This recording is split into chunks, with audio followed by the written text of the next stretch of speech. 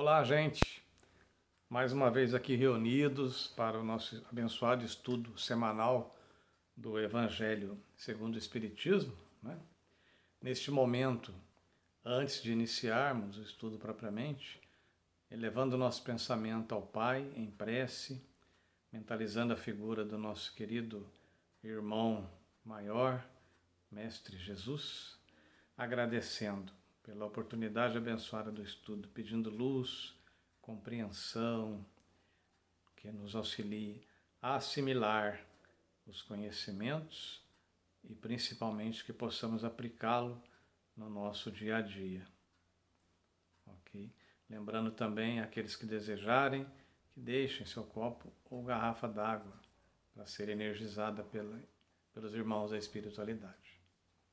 Muito bem. Dando sequência, estamos no capítulo 1, Instruções dos Espíritos. Dentro do capítulo 1, a Era Nova, o item 10. Um dia, Deus, na sua caridade inesgotável, permitiu ao homem ver a verdade dissipar as trevas. Esse dia foi o advento do Cristo. Depois da luz viva, as trevas voltaram. O mundo, depois das alternativas de verdade e de obscuridade, se perdeu de novo. Então, à semelhança dos profetas do Antigo Testamento, os Espíritos se põem a falar e a vos advertir. O mundo foi abalado em suas bases. O raio estourará, sede firmes. O Espiritismo é de ordem divina, uma vez que repousa sobre as próprias leis da natureza e crede que tudo o que é de ordem divina tem um objetivo grande e útil. Vosso mundo se perdia. A ciência, desenvolvida às expensas do que é de ordem moral, em tudo vos conduzindo ao bem-estar material, revertia em proveito do espírito das trevas. Vós o sabeis, cristãos, o coração e o amor devem caminhar unidos à ciência. O reino do Cristo, após 18 séculos, e malgrado o sangue de tantos mártires, ainda não chegou.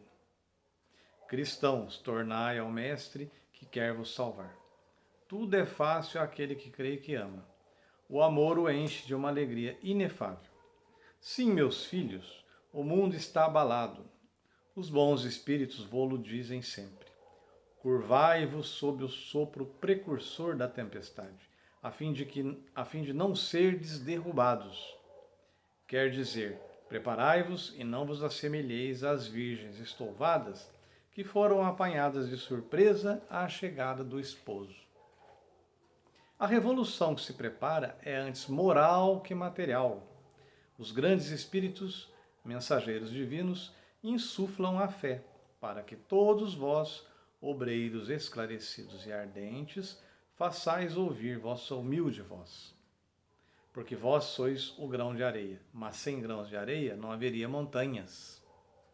Assim, pois, que essas palavras, entre aspas, nós somos pequenos, não tenha mais sentido para vós. A cada um sua missão, e a cada um seu trabalho. A formiga não constrói o edifício da sua república, e os animálculos imperceptíveis não erguem os continentes, está questionando aqui. A nova cruzada começou. Apóstolos da paz universal e não de uma guerra. São Bernardos modernos, olhai e marchai em frente. A lei dos mundos é a lei do progresso. Mensagem trazida pelo espírito de Fenelon, Poitiers, 1861. Ok? Então, antes da gente tecer um breve comentário, é interessante mencionarmos aqui a respeito do espírito que deixou esta mensagem, que participou dessa parte da codificação, não só dessa parte, em outros trechos também, que é François Fenelon, um francês. Ele nasceu em 6 de agosto de 1651 e desencarnou 7 de janeiro de 1715, 64 anos, portanto. Foi um espírito inteligentíssimo, Aliás, é um espírito avançado, né? Claro, inteligente. Mas aqui, como pessoa encarnada, foi um homem muito inteligente. Aos 12 anos já estava na faculdade, olha só, de filosofia. Dedicou-se à teologia. Aos 20 anos foi ordenado seminarista. Escreveu 2 livros. Já desencarnado, o segundo livro foi em 1686. Já desencarnado, foi convidado a colaborar pelo Espírito da Verdade, né? Nosso irmão maior. Assinou os prolegômenos no Livro dos Espíritos, junto a uma pleiade de espíritos elevados. Olha só. Responde à questão 917 do Livro dos Espíritos, e já no Evangelho segundo o Espiritismo apresenta-se em várias oportunidades, onde discursa acerca da terceira revelação, que é o Espiritismo. Entre aspas, o homem de bem e os tormentos voluntários, também no Evangelho segundo o Espiritismo. E no Livro dos Médiuns, capítulo das dissertações espíritas. Então, por aqui a gente percebe a capacidade desse espírito, que é Fenelon. Pois bem, o texto menciona a respeito de trevas. Interessante, vale a pena notar que quando a gente vê ali sobre trevas, não necessariamente está se referindo a espíritos do mal, Satanás, diabo, líder do mal, dessas trevas. Não necessariamente. Ali está, um pouco mais abrangente, diz respeito a nosso íntimo, ou seja, o mal que ainda existe em nós, as trevas que ainda carregamos, né? Que estamos já cada vez mais dissipando essas trevas, eliminando mesmo. Mas ainda temos um pouquinho, estamos trabalhando, estamos eliminando. Então, são as trevas da ignorância, as trevas das fraquezas, dos vícios, né? dos nossos descuidos, né? Da nossa falta de vigilância, muitas vezes.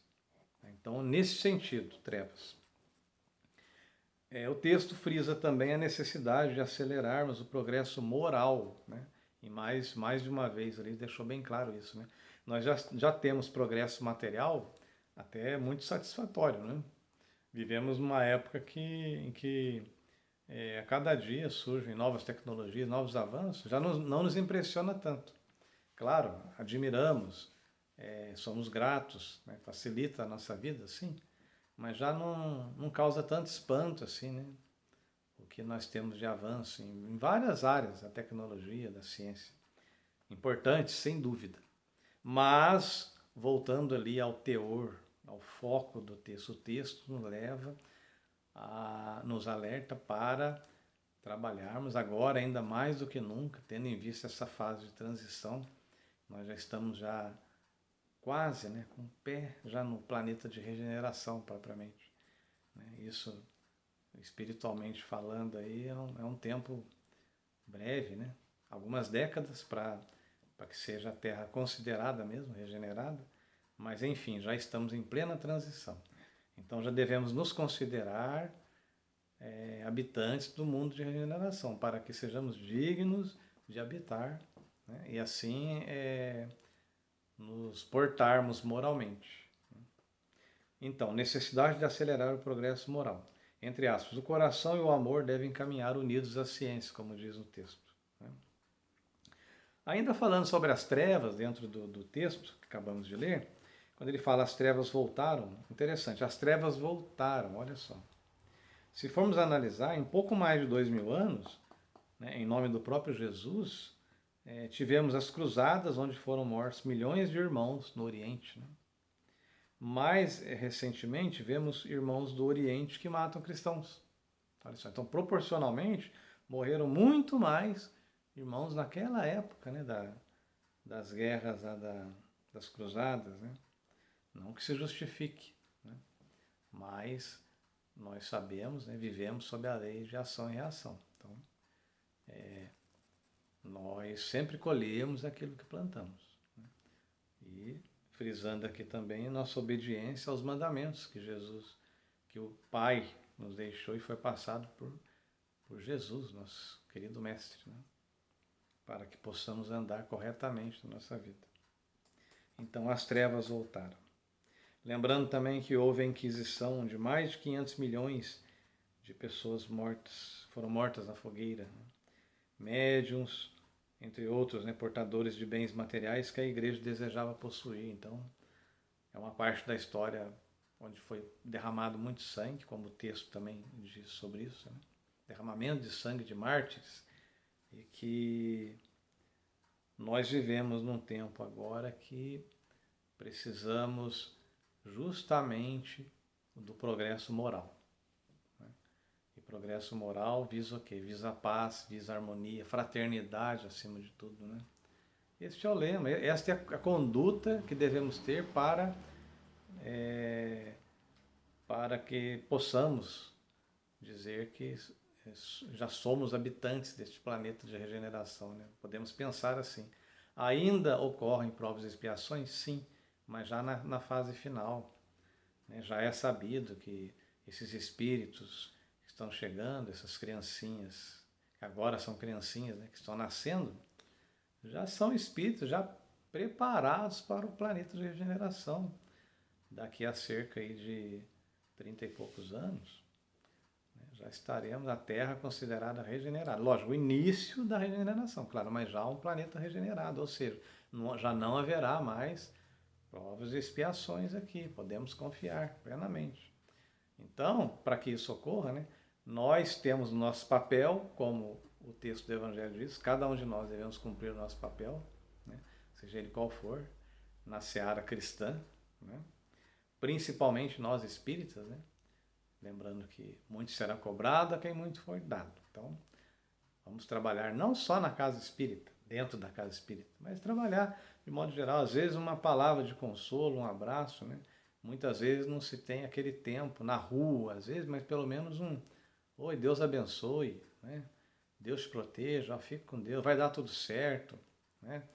Às vezes não dá nem para parar para falar com pessoas, às vezes na rua, por isso acontece muito isso, mas às vezes um olhar, olha, um sinal positivo, né? Ó, fica calmo, viu? Vai dar tudo certo, Deus é conosco, Jesus é conosco, Maria, né? Coloquemos nas mãos puras de Maria, né? Causas, Maria com sua grande equipe, né? Não na visão de uma santa que cuida de tudo e assume tudo para si, não é isso. Mas ela sim, anota, recebe os nossos pedidos e nos auxilia através de sua grande equipe, com certeza nos atende dentro daquilo que nós merecemos, né? Dentro daquilo que nos cabe receber. Precisamos ter fé, precisamos acreditar. Né?